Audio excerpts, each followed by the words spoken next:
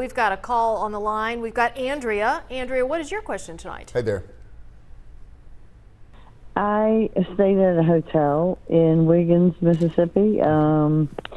I was getting into the tub, and the flooring was lower than the bottom of the tub, so I had to step up into the tub. I got out of the tub to get the shampoo, and when I got back into the tub, I slipped and fell hard and fast on my knees. So in my mind, the tub was not installed correctly, and my knees are not getting any better. In fact, they're getting worse.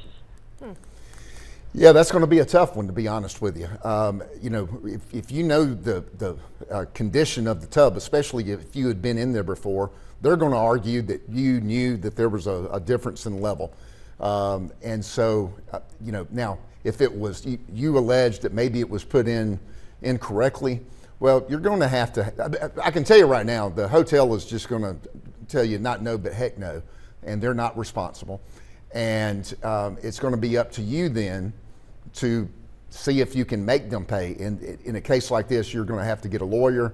The lawyer would, if you can find a lawyer that would take a case like this, they're going to have to take a look at it, maybe get an expert involved. But all that's very expensive, depending upon how, I mean, if you're not horribly injured, I would just say chalk it up as a bad experience. Now, if you have to have knee replacement or something like that, then it might be worth you pursuing. But that particular type of case, and we get calls all the time, people getting in and out of the tub. Well, kind of like Andrew was talking about water in the, you know, in the front of a store.